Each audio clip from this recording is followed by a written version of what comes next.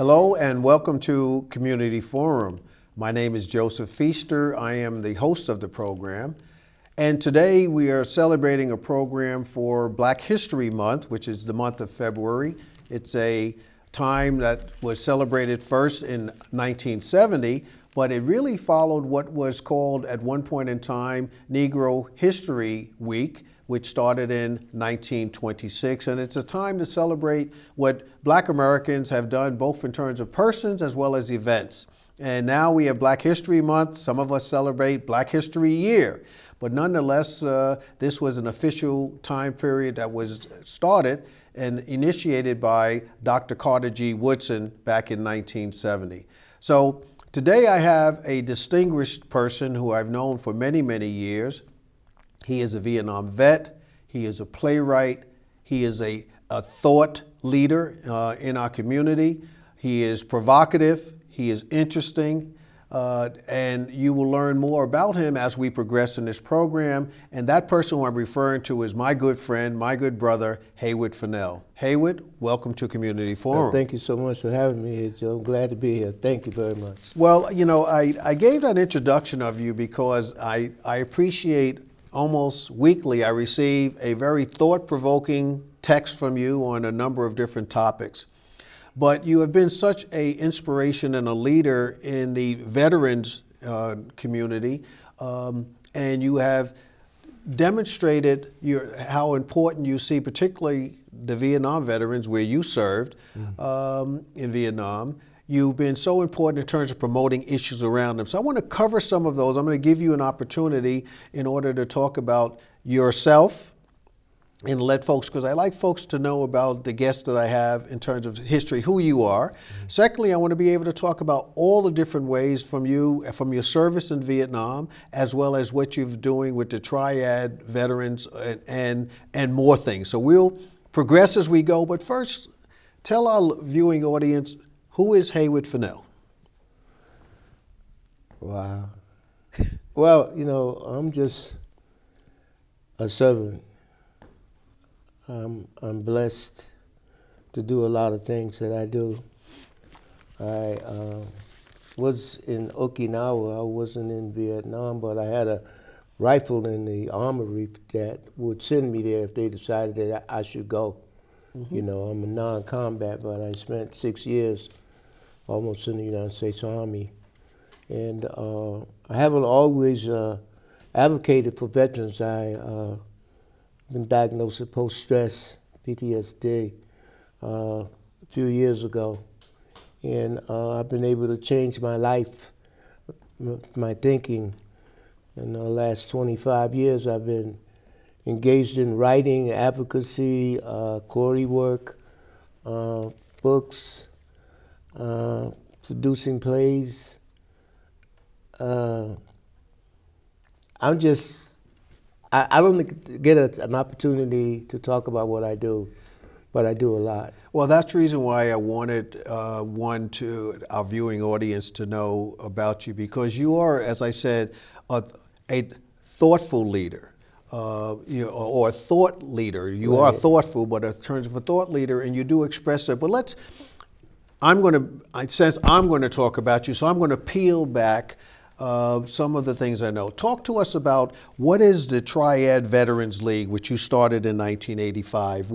Talk about that, because that seems to be the umbrella that you use for all the other things that you do. It's like a conglomerate, and Triad is the holding company of the various programs that we've developed over the years. And we started off as a social agency, working with veterans and creating activities for veterans, particularly veterans in the Vietnam-era war during the time that after I got out and stuff. You know, I was in school for a little while. And so while I was in school, I was able to organize what was then a national organization for veterans. And we were, I got an opportunity to go to Boston University and doing one of the catastrophes that happened nationally, flooding, and we began to collect clothing and send them to the ministers down south, you know, of a few $100, you know, and I said, wow, you know, this is something that veterans organizations on campus, they weren't doing that. They had like the ROTC, so we were like separate from the ROTC. We were just a bunch of vets. And so we went on and we began to create other programs. Now I'm involved in literacy, I'm involved in theater, and also history formatted programs. What is I'm looking at an organizational chart that you have here, and I just want to explain to us, you have a Veterans Reading Brigade, Right. Reading to Learn. You have Veterans and Friends of the General Edward O. Gordon Statute. Yeah. You have the Black Veterans Art and Calendar Program. Right. And you have Voices of Inner City Children's Ensemble. Right. Talk to us about all or any of those. Okay, fine, great, wonderful. What I've learned, I wrote a book, my first book, Cuda and the Magic Quilt. Cuda and the Magic Quilt is about a little boy, 11 years old from Roxbury, who wants to be a rap star, and his mother's concerned about, that kind of behavior, and she's afraid that he will get involved in gangs. And she sends him down south to his grandmother, and his grandmother understands that he likes to read, so the first thing he does is go get a library card. And when he gets to the library, he asks the librarian for the Source magazine, and the librarian said, well, what is that? He said, oh, that's the gangster rap magazine with Tupac and Biggie. She says, oh, no, we don't have that. We have Ebony, Jet, Black Enterprise, and Essence.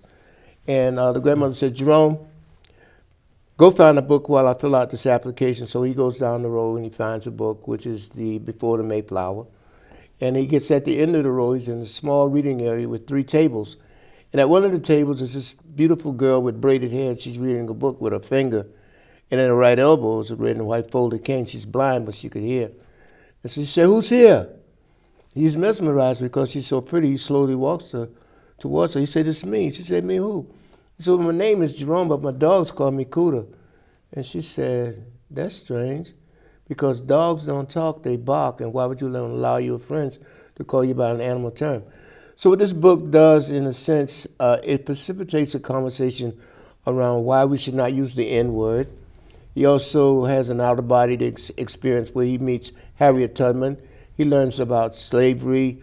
He learns about the quilt, because his grandmother is a quilt maker, and she teaches him about the quilt. And so it's an educational book, and it was based on my listening to the young kids at Dudley Station, now a Nubian Square, yes, and how they, just use this N-word, and they don't really understand the history of it. So I was able to put these chapter books together, and the second one is Cuda and the Challenge, and I'm working on the third one called Cuda and the Shepherds, and they are shaped for middle school kids because that's where the literacy law is. That's where the learning stops. right. And so they were able to understand, they identify with it, and I began to think of how do we expand the strategy to get young people involved in our reading program. So we have a veterans program called the Veterans Reading Brigade. And the whole thing is to understand, Brother Joe, that veterans are an overlooked and underused community resource. As I said earlier, I haven't always claimed to be a veteran. I was a veteran in plain sight, and there were times when people said, are you a veteran? And I'd say no, because of the things that I was dealing with, emotionally about my term in the military. But I've been able to overcome all of those things and become more involved in my community, and being a veteran is the vehicle that I have decided to use to give us presence, to let people know that we are who we are. We served our country, and now we want to serve our community. The other thing about the literacy aspect is that a lot of our young people that are incarcerated can't read. And so if our children can't read, they can't compete. If they can't compete, then they're going to cheat. They're going to start taking shortcuts and get involved in that behavior that's going to give them a Corey, and they're going to be trapped. So I've been involved in that. I go into prisons. I go into jails. I don't talk about what I do. I talk about the importance of changing your thinking. Well, let me parse this just one bit. Okay. So first and foremost, I have the two books. I'm honored Thank you. to have both of your books about Hey. Kuta, and I have read them. I have my grandson is 10. I see him. Yeah, he'll be 10 in May. So I'm trying to, he's brilliant. But he's not at the middle school yet. He's still in elementary. But he's smart enough in order to read it. So he has the books. But what I wanted to talk about is a piece, because I heard you with respect to how you felt about claiming or that you are a veteran. Right. Was that as a result of having served during the Vietnam era and how Vietnam vets were treated when they came back to this country? Is that what drove your sense of not wanting to claim the fact that you were a veteran, or was it something else? No, it was something else entirely, because Okay. I came from a family of veterans. Okay. My uncle served in the military. My brother was an officer in the military. And I went in the service, as I said, I was in for 6 years, almost 6 years. So I went in the military for a career, and I was in a position of where I could get promoted. I was working in the television. I was a public information specialist. And so we worked in a radio station in Okinawa, and we took the news off the Associated Press and the wires services, and we had to rewrite them with a slant. And we had them translated into Cantonese, Mandarin, Vietnamese, Korean, and we had translators that beamed the rewrites into these countries. And I became dissatisfied, and slowly I just didn't see a career in the military anymore. First of all, they're saying there was no war, and that was when General Westmoreland was in. And my barracks is right next door to a morgue, and I'm seeing the body bags being brought to the morgue, and in the morning you can smell the formaldehyde, and you see the hearses come in to take the bodies to Kadena, and then they would take them from Kadena to Delaware in the body bags. And he said, "What do you mean there's no war? There is a war. People are dying." And they're telling me in the commander's office, "We got a gun for you downstairs in the armory. We'll send you if you don't." I said, wow. Just like that, my career decision went that way in terms of the military. When did you first go into the military? What year was that? 59. Okay, so you were before, the conflict was just beginning in Vietnam. Yeah, right. It didn't heat up until the mid-60s, Yeah, but it right. turned, Yeah. John McNamara was right, but the French were leaving from Vietnam. Yes. And you went into Okinawa. Yeah. But the whole Vietnam conflict didn't really heat up until you got to about the mid-60s, because I remember Right. I was a student, first year of college in 1967. I was in the draft. And that was the year that they talked about the draft. You would get a number. And my number was 100 and something. And the rule was that if you were not called up, because if you were called, and you would have to go. Right. If you didn't get called, then you got, I think, something called 1H or some other classification which exempted you from being called into the draft. So I was in the midst of the time when the conflict was most heavy. Yes. In Vietnam. But again, I always say, I thank you for your service, Right. for sure. I found a lot of racial discord in the military when I got to Okinawa that I didn't see before. I was really raw, a lot of fights, segregated places for liberty. And I said to myself, I'm wearing an American uniform to serve my country. I would raise my hand. But guys would fight each other, and then they'd be in the barracks the next day like nothing happened. Now you weren't drafted, you volunteered. Yeah. Yes. Yeah. Yes.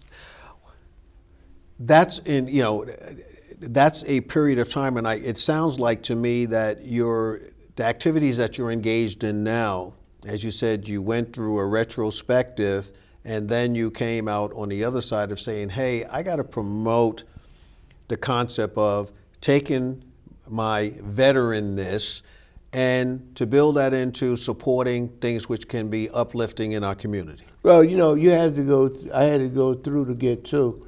In other words, I had a substance abuse history. I was incarcerated as a direct result of that, and people would be saying, you seem like you're smart. Why you keep coming this way? What's going on with you? And Ron Armstead was one of the guys that encouraged me, to try to change. But at that time, I wasn't ready for the change. But my mind had been seeded to change. I came from a family. I was the only guy ever in my family that ever got knocked off and went to prison. I came from a outstanding family down in Wilmington, North Carolina. So my mother lived after she got MS. So when the time came for me to change, I remember it quite well. About 25 years ago, I went into the VA hospital, and the nurse asked me, she says, "What's different this time, Mr. Fennell?" Because I had been there a few times before, right? And I says, "This time I want to live." All right. And I wrote my first play. I prayed one night. I remember I was in the dorm or the ward, and there was some other guys there, and things that go with physical withdrawal, all that was happening. And I just asked the Lord to help me get clean and stay clean and to write. And that was the transformation. That was it. All right. I started writing my first play and at the VA hospital in Jamaica Plain. I was going to go in a different direction. Sorry. No. My sense is I want to talk about you, through you, to our viewing audience. So let's go right to the play, because you have the Oscar Michaud Theater Program. Yes. And I believe that we have a something to show, which shows some of the playwrights and the actors there. So if we can bring up that video, and let's talk about that. Yes. Now, let's talk about this play, and let's talk about your whole idea, because this isn't the only one. This is just one of the plays that you have. This is me on the stage at Worcester State University, where we just did an October performance. But the concept behind the Harlem Renaissance is not. It's more of a movement, based on the way that it all happened. The Harlem Renaissance is one of the most culturally significant times in American history. It is about a people that left and formed the Great Migration, or the Black Migration, and they decided that the Jim Crow laws were just too much, overwhelmed them, and they seemed to move all together at the same time from the places that they were living. And so we ended up in Chicago, Philadelphia, and Harlem, Charlotte, North Carolina. These people began to try to do better and to be better as a direct result of this social phenomenon called the Harlem Renaissance. So what I've done is I've kept our theater program, and I've named it after Oscar Michaud, who was not a filmmaker but became a filmmaker to respond to Birth of a Nation.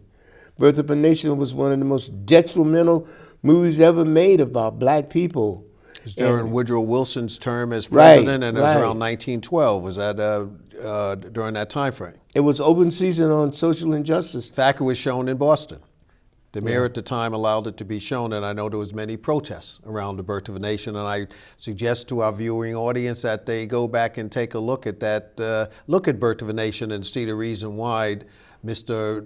Oscar Michaud would have did what he did. To counteract and the Johnson what it brothers, did. They were also filmmakers, and so I just thought that we could honor the struggle, the noble struggle, by looking at the Harlem Renaissance for what it really was. It was a bunch of gifted and talented people who wanted to have their place in the world. Some of them had to go to Europe, like Josephine Baker, Langston Hughes, he was over there, so many of them. But some stayed here and took the blows and got to the stage. And when they wanted to get paid, they got run out. When they wanted to get their books published, They had a hard time, but they stuck and they stayed. So the message of the Oscar Michaud Family Theater Program coincides with the struggle then, because we still struggle today. We must not give up. We must keep faith. We must work together to achieve that which we are seeking, equality. Well, I know that's one, the Harlem Renaissance was one area which you've done. You've done some other things, if I recall correctly, was it Harriet Tubman that you did some things around Harriet Tubman? Name some of the other notable African American and blacks that you have done your plays around. We do the Miss Marian Anderson and Friends project. Mm-hmm. And in that play, we talk about Marian Anderson with her great voice, classical voice, and she refusing to give up when she wanted to sing in Constitutional Hall through the help of Mary McLeod Bethune and her friendship with Eleanor Roosevelt. Mm-hmm. They were able to get Marian Anderson to perform at the Lincoln Center on an Easter Sunday morning. She refused to sing before a segregated audience. She wouldn't sing before a segregated audience. So, and the characters that we have in there are Ida B. Wells, Mahalia Jackson, Mary McLeod Bethune, and then some fictional characters that we made up. And it's interesting that we're talking about, to coin what Congresswoman Ayanna Pressley says, the sheroes. Yeah, the sheroes. The sheroes in our community, yes. From Harriet Tubman forward, and even prior to her, who were instrumental in uplifting and allowing for blacks in order to progress. And as you talked about the migration to those cities, be they Chicago, be they Philadelphia, or New York, or into Harlem, right. It was as a result of those efforts that were made by many of our predecessors, right. In order to give us the opportunity to excel and to have a Haywood Fennell to be able to carry this out. Because what we also learn is, oftentimes they say, God doesn't desert us, but sometimes we say, God, why do you trust me so much? Because sometimes you have to go through the hardships to come through on the other side. To be able to do what you're doing. And just your whole history demonstrates that.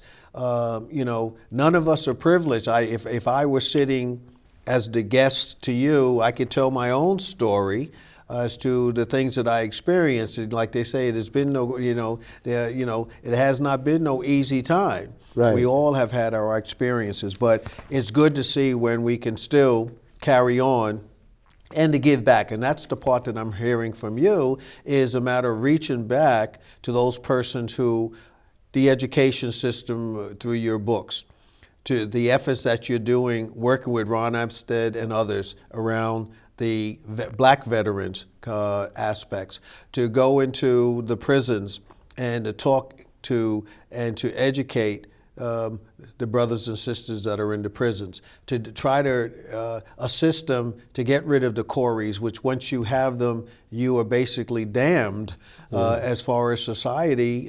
So these are all the good things that are being done. But you've done so much more, and I want to lift up some of the other things that you've done. I want to talk about, I think there is a picture which shows at the Strand Theater, which I believe shows the Calendar Project. Is that the Calendar Project? Yeah. If we could just bring up that, and you can talk about that, and then before we bring it up, I'm just going to, I'm going to do some promotion here. This is the calendar that we're referring to that you put together. I have my, I told you I sent my money. Yes, you did. And in order to buy it, and folks we thank you for that too. Well, in terms of my thing is, I'm supportive of you, Haywood. That's one of the reasons why you're on this program. Thank you. But we will talk about how people could acquire this calendar if they are. And I think the Calendar Project, it's up there on the screen right at the moment. Talk about how you came up with that concept, and you have some interesting people as we go from month to month. Why don't we talk about the project? We started that Calendar Project about 5 years ago. I commissioned a program in South Boston called Artists for Humanity.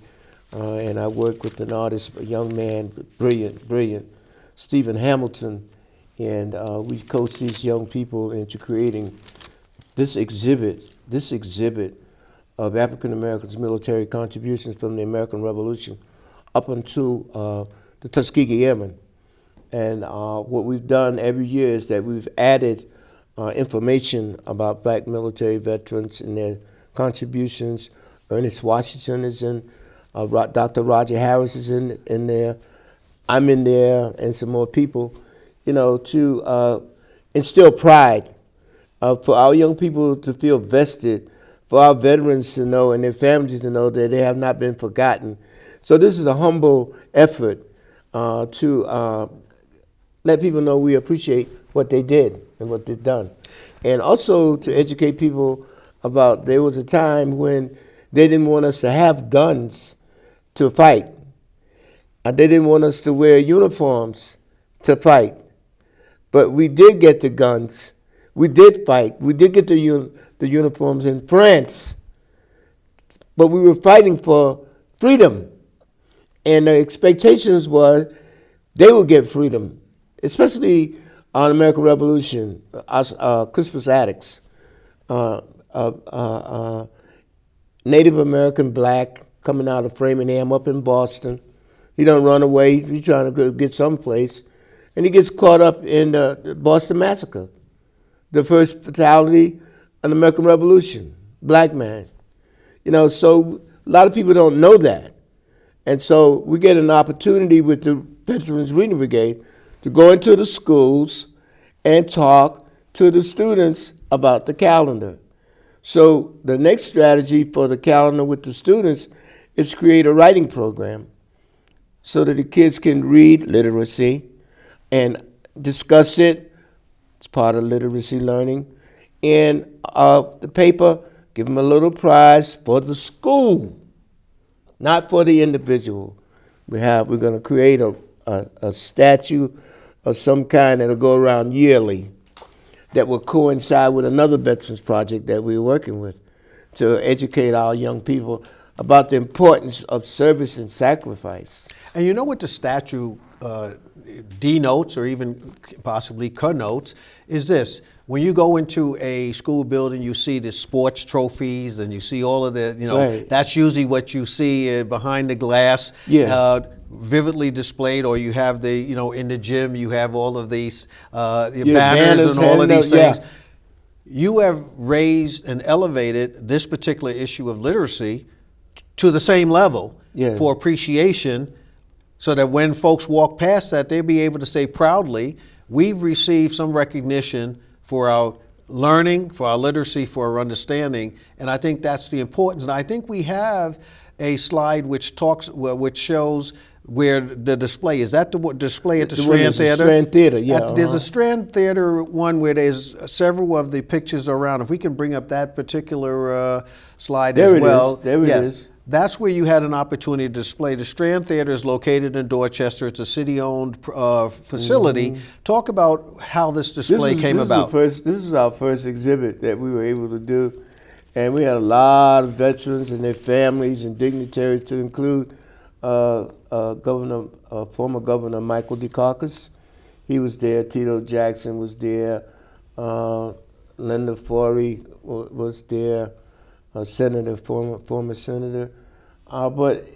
We also did a drama piece to highlight the importance of the contributions that were made, and so it turned out to be real good, very interesting. We also went to Newton when SETI was the... Oh, when and Dr. SETI was the mayor? And Dr. Motley came. Yeah, okay, all right. Well, there is so much, the thread that runs through here from what you're doing through the plays, through the calendar, through your writings, your books and all, the thread of education, literacy seems to be prominent in all of what you're trying to do in terms of communicating to really intergenerational, because I don't think it's just for the young people. I think it's for all generations. We do intergenerational cast. It seems, and to me, that's to be commended. We will do that, that you do it in a particular way. And beside that, you have your own program. You're sitting here with me. Yeah. But you have your own. Let's talk about your program on BNN. That's a cable in Boston, which is in the community. I know. So let's talk about your program. I want to tell you, before we go there, I just want to say something in reference to what you were saying about the intergenerational aspect of our program. What we do, Joe, is that we entertain, we educate, and we empower. That is what we do. Triple E. Yeah. Triple E. Not Triple A, folks. Yeah, Triple E. Yeah, that's what we do. Like it. Yeah, and the wonderful thing is sometimes I have a cast member come, one of the younger ones, and say, "Oh, Mr. Haywood, I was in school today and I was talking to the teacher about the Harlem Renaissance, and she didn't know anything about it." I said, "Well, you were able to help the teacher, right?" And she said, "Yeah." I said, "How you feel about that?" She said, "I feel good." Right. So the television program is a part of our strategy to, again, educate people and to empower them, because we have guests from the community that are doing things, and like you have me here on your show, we do almost the same thing in terms of keeping people informed of who our leaders are, and that leaders come about through hard work, dedication, and commitment. And the only way that you could do that is to change your thinking. And so I, at times, talk about my situation, what it was, and then I bring it to them what it is. And so we are connecting spiritually to the people, to our viewers, because I never watch the show when I finish it. I don't watch the show. I'll ask the producers and the people that work with the producer, how was it? And they'll say it was good. Or I'm in Stop and Shop or in the community and somebody say, "I saw you on TV," so I say, "Well, how was it?" And they say, "I enjoyed it, I like that. So that's what I get. I don't just, I just do them. And You do what you do. Yeah. You do what you do. Right. Well, I'm going to go to our sponsors, but when I come back, I want to talk about your veteran stamp project. Commemorative stamp series. I want to talk about that. I want to talk about how you fund it, because I want part of this to be, I think that what you do is so instrumental and so necessary and so well done. I wanted folks to know how they can support you. And then I want to talk about, one of the ways in which purchasing this lovely calendar. And I took this off my wall in my office just to be able, so I could have it here today just to show it. Thanks I'm taking it back. Thanks for bringing I'm taking it back with me, and it will adorn my office. Thank you, it's right next to me. I appreciate all you do for us, brother. I'm a lefty. My desk is here, and the calendar is right there, right next to me. So I have an opportunity to look at it all the time. I'm really blessed in a lot of ways. Well, you're blessed in terms of, and we appreciate you, so we're going to show that even more when we come back. Okay. Hi, this is Roy Cohen. Oh, Max. The crew would like to thank Maxie's Delicatessen, located at 117 Sharon Street in Stoughton. You can reach them by calling 781-341-1662. The American Cancer Society is looking for volunteers to drive cancer patients to and from treatments. You can volunteer by calling 1-800-ACS-6662 or online at www.cancer.org. Ilse Mark's Food Pantry and St. Anthony's Free Market is located at 2 Park Avenue in Stoughton. For more information, call Christine Gallagher at 781-341-0611 or 781-341-0549. To get involved with Meals on Wheels, call Jessica at 781-344-8882, extension 2. The Stoughton Penny Saver. Our business is advertising your business in Stoughton. To advertise, call 781-344-4833. Community Forum showtimes here in Stoughton. You can see it on Thursdays, Fridays, Saturdays, and Sundays at 6 p.m., Monday at 8 p.m., Tuesday at 5 p.m., either on Comcast Channel 9 or Verizon Channel 28.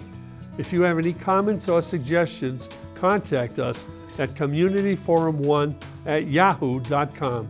Samaritans, 41 West Street, 4th floor in Boston, Massachusetts, 02111.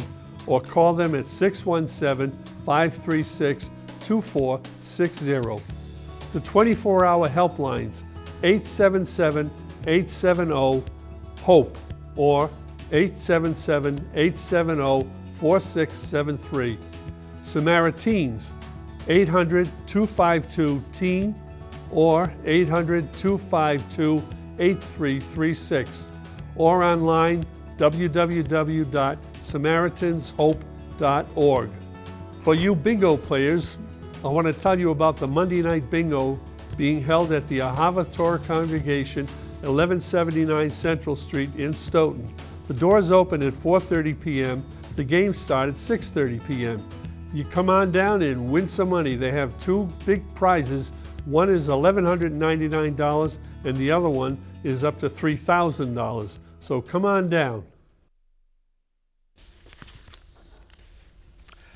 My guest today is Haywood Fennell, and one of his companies is Design Education Associates. As you can see, Haywood Fennell Sr., he is the founder and principal. His office is located at 9 Palmer Street on the 3rd floor in Boston. You can reach him by phone at 617-966-9594 or by email at haywoodfennell5@gmail.com. Right.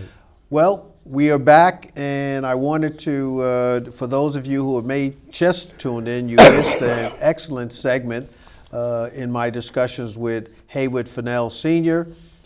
He is the principal and founder, I know him best, with the organization called Triad Veterans, which is really the umbrella for so many things that he does, both in terms of his playwriting and with the Oscar Michaud Theater Company, with his books that he writes, Cuda, and there's several. There's Cuda and the Magic Quilt. Cuda and the Challenge. Yep. I mentioned earlier this calendar, which you can purchase. You can purchase it by going back to that number, and you can contact Mr. Fennell at 617-966-9594 or at haywoodfennell5@gmail.com to get a copy. This is mine. I'm taking it with me when I go back to it. This adorns my office. It is great from the standpoint of some history on famous veterans of African American descent who are in here. So I would recommend that you do pick up a copy of this calendar. It is a nice keepsake. I will pass this on to my grandson, who will be 10 in May. So my sense is definitely get a copy. As I talked about before the break, Haywood, was some of the additional things. We've already covered you as an author. We covered you as a playwright. We covered you as a thought leader. We talked to you about an influencer. We talked about what you are doing in the sense of working to lift people up. We talked about the 3 E's in terms of what you're doing. You've embarked upon an effort now in order to get a commemorative stamp. And I'm not sure that we have a copy of that up on today to show, but let's talk about your efforts there, because I have a document which tells me that you were called the Triumph of the Unsung Military Heroes Art Exhibit, your commemorative U.S. program stamp chronology, and you talk about all the federal folks who are supporting it, all the state governmental folks, community folks, media. Let's talk about the commemorative stamp that you have in mind for veterans. Imagine having an opportunity to buy some stamps that reflect our history, and people didn't know about it, and they get the letter, and you'd be looking at the stamp, and you say, "Who is this?" And then you begin to learn who that particular person was on the stamp, and to see somebody that looks like you, and the history is being recorded and shown across the United States because it's a commemorative stamp coming out of Massachusetts, the cradle of patriotism. And I thought about that, but I didn't think about it until United States Congressman James McGovern saw the exhibit when it was in Worcester with Governor Charlie Baker and Francisco Urena, who was the Secretary of Veterans for the Commonwealth, and the mayor of Worcester and the city manager of Worcester were all there with the help of Stacy Luster, a assistant vice president at Worcester State University now. And so Congressman said that he wanted to get behind the commemorative stamp situation and get the New England congressional delegation behind it. And I've been able to talk to some other people. Walter Tilmety is one, because I was looking on, researching who should I contact about this project, because the kids really like the calendar. You go over to the Nathan Hale School, they calendar. That's the man with the calendar. You know what I mean? So we're trying to get our young people excited about learning. Well, beside the political aspects of obviously getting a stamp, talk about what the process is. Talk about the funding. I'm looking at this, and there are ways in which you were trying to get the financial resources, because a lot of this, yes, there's the 3 T's: time, talent, and treasure. And you need all of those in order to move any type of effort forward. And if you're not independently wealthy, then in turn you have to seek that from persons who think like you do and support the things you do. So I'm looking at here, you have the donor information, you have the colors red, blue, and white. I mean, you use the flag as an example of doing that. And if you want to support it at $1,000 level, you would be in the red zone. If you want to support it at the $500 zone, you'd be in the blue zone. And if you want to do it at $250, it's all tax deductible. It's in the white zone. And if one is interested in doing that, they can go back to that email address and that address at 9 Palmer Street in order to do that. But let's talk about what it takes in order to get this to be a commemorative stamp. I just saw that Gwen Eiffel just got her stamp recently, and I'm using it in the mailings that I'm doing. But talk to me about Springfield, by the way. Yes. Right. So talk to me about this effort here. What will it take in order to make that a reality? It'll take a lot of work, and bringing people together to understand what it is that we're trying to do. I've spoken to people that are part of the chronology, speaking with Congresswoman Ayanna Presley now, because she was not in Congress at the time that we started the project. And we're trying to bring state legislators together to talk to other state legislators so that they can talk to their constituents about it. We recently went on GoFundMe. We did that. I did that. But we don't have a formal, which I'm working on now. We also have the support of the Urban League of Eastern Massachusetts. That's one of our guide-ons.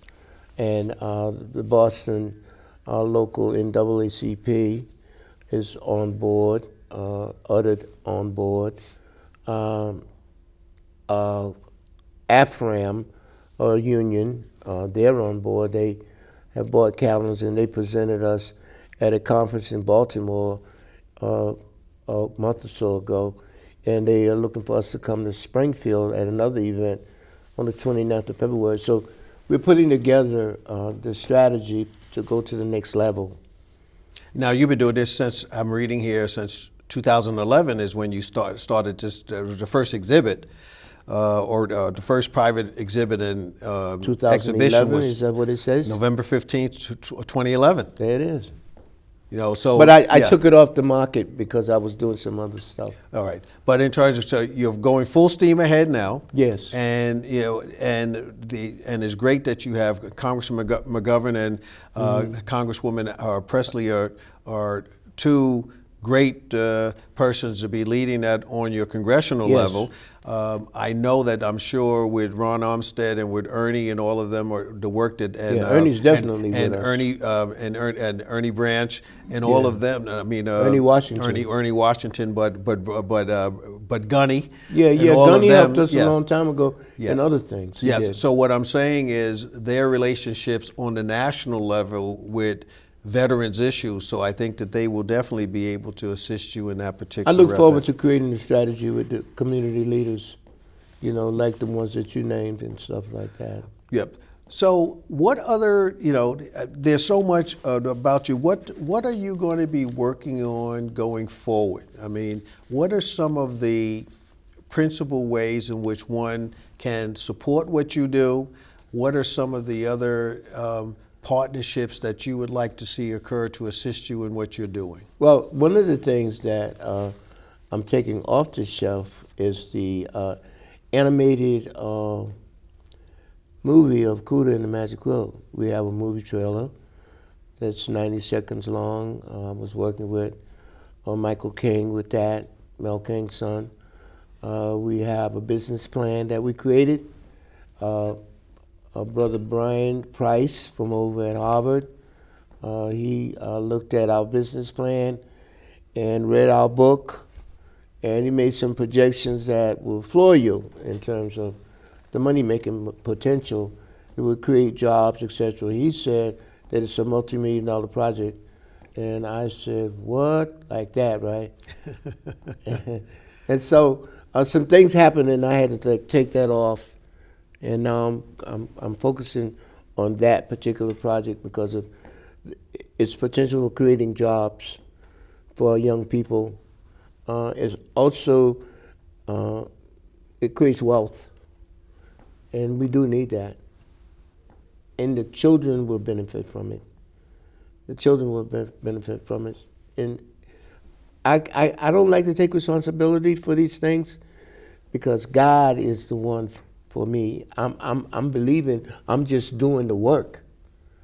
You know, who would have Amen. ever thought that I don't even talk about it, but I can see it just as plain as day. As I said to you over in the People of Jai, you know, I wrote that before the movie they made all the money. What was it?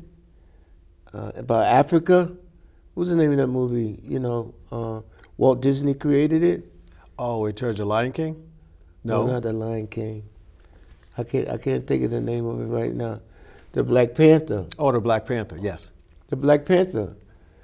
Over in the People of Jai, the storyline is so different of an African tribe coming to Africa to get their people and bring them back to Africa. You know, I mean, that's the story right there. Mm-hmm. You know, it's just a matter of timing. Timing has been real good for what we do. Well, you know, again, there are, like I said, there's so many dimensions Yes. to Haywood Fennell. There's so much that you are doing and looking to do, but it comes back to those 3 E's. Everything seems to be the epicenter of your life. That, you know, those are the moral principles that guide you. You already mentioned in terms of God, which is He's the head of all of our lives. Yeah. But there's also that sense of purpose and that sense of commitment that you have given, that on what I call the give back.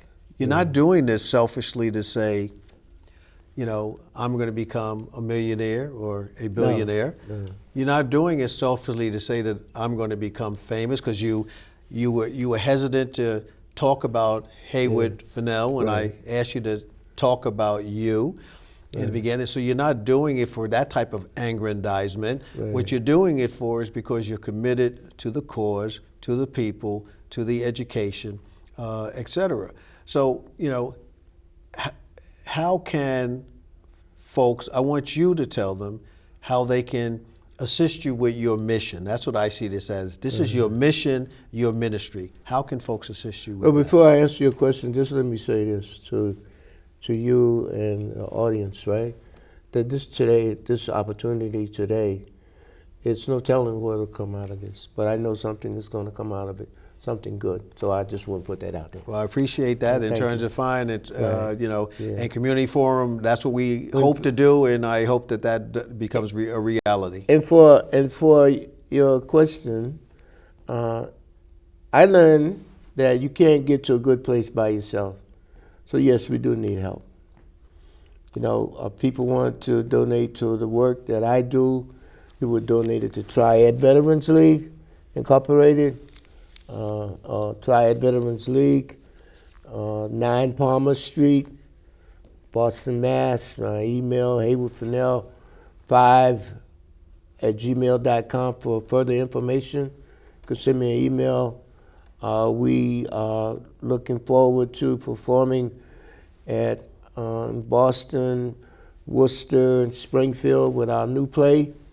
Not our new play, but our opening play for the season, the Miss Marian Anderson Friends Project. I guess we'll be writing proposals. We haven't done that, but we will, because we need to get some things a little more established.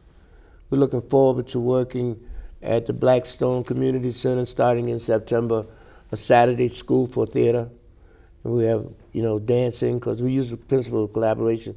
We work with Stacy Stages Cultural Center, now located in Randolph, but they used to be in Boston. Mm-hmm. So they do a lot of about dance stuff and movement.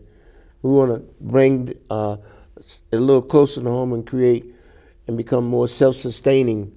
We have a lighting program and sound program that we can teach young people now. We bring our own lights with us when we go. We bring our own sound through the help of another veteran, Will Spencer, and his wife, Monica Anderson Spencer, graduated with advanced degrees in music education from Howard. She's a classical singer. She plays the role of Miss Marian Anderson. Mm-hmm. And she plays Sarah Breedlove later to become Madam C.J. Walker when we do the Harlem Renaissance. And she's just a special lady, and she has all this talent, and she brings it to us from Hopkinton. She drives from Hopkinton on Saturdays to teach people. So we've been able to get a lot of people, not a lot of people, but some of our cast is on Broadway now. Alex Newell, he just recently won, the play won a revised Tony Award. The revised play, they got a Tony Award for that. We have Joseph Gonzalez. He's a choreographer. He does work with Black Nativity. We have a young lady over at Boston Arts Academy now by the name of Sky Forts. She's going to go. We have Reed, young man by Shaquan Reed. He is like a protege of Simeon Glover. Oh, so he's a tap. Right, and we have a young man with us now that taps, and he sings, and he acts. And he's been with us for 6 years, and he's only 11. Uh-huh. Yeah, his name is Jaquan O'Bannon. He's out of Cambridge. And so we get an opportunity to take raw talent. But before we take the talent, we give them the inspiration to believe in the talent that they have. Well, I read something recently, and our time is winding down, so I want to try and get so much in, including thanking the folks that helped make Community Forum what it is. I saw recently that, I will call it, for lack of a better term, a cast call, because you were doing some other works and you were trying to invite folks. I almost started to sign up, but see, I sing so low, L-O-W. Yeah. But I saw that. Are you looking to attract other persons into your repertoire of individuals? Oh, definitely. Who are in we're definitely looking towards getting more people to come out. And if you can't sing, maybe there's something else that you could do. You might have some other skill. No, but can I just thank somebody while I'm on this show? Absolutely. I want to thank Dr. J. Keith Motley because he sponsored us in so many different ways, from our theater to the veterans, whatever we're doing with the veterans. And I know he's from this area. Well, let me give in terms of plug. Yes, he is a Stoughton resident, longtime Stoughton resident, chairman emeritus at UMass Boston, and now is the consultant, president, and CEO at the Urban League of Eastern Massachusetts. So we're glad to have him in that. But I want to thank some folks, and then we'll close out. I want to thank here at the station the folks that support me in putting on this program. First and foremost is the station manager, Michael Hammond. I always mention Leo McGowan. He was my cameraman for this show, who is convalescing. He's gaining his health back. Good. C.J. Mullen, who is here. Dave Young, who you met, he is the impresario in the sense I got to be on my toes. Impresario, I like that word. I have to be on my toes when I work with him. I want to thank Rob Rotella, who actually did the producing today, and Myron Smith, who was assisting with him. But one of the Frank Walsh, who oftentimes has his own program, but he comes to assist as a cameraman on this particular program. But one of the most important people here for me is my executive producer, the one who introduced me to this role of being a host of Community Forum, and that's Roy Cohen. So I want to thank all of them for allowing me to do this for about the last 5 or 6 years, and I have fun doing it, and I'm able to bring great guests like you with Haywood. So we are winding down. I just simply want to thank you, my brother, for being willing to come out here to Stoughton to be on Community Forum. I think what you are doing is inspirational, necessary, and effective.